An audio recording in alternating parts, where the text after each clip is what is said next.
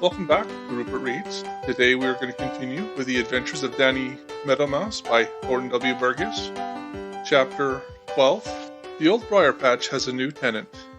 Danny Meadow slowly opened his eyes and then closed them again quickly, as if he was afraid to look around. He could hear someone talking. It was a pleasant voice, not at all like the terrible voice of Hooty the Owl, which was the last thing that Danny Meadow could remember. Danny lay still a minute and listened. "Why, Danny Meadow where in the world did you drop from?" asked the voice. It sounded very much like Peter Rabbit speaking. Danny opened his eyes again. It was Peter Rabbit. Where am I?" asked Danny Meadow in a weak and small voice.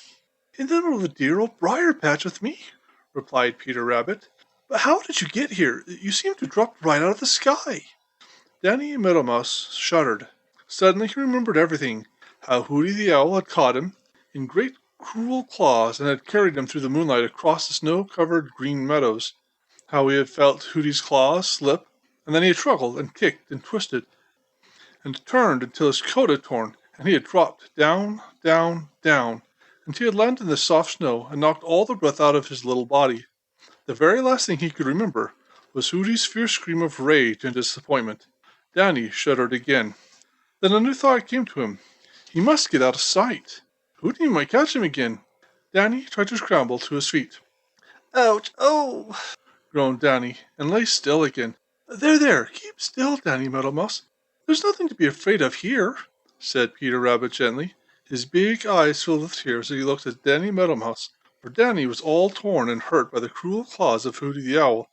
And Peter was a very tender heart.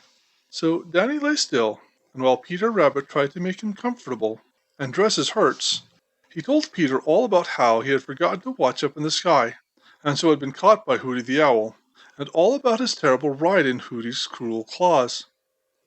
"Oh dear, whatever shall I do now?"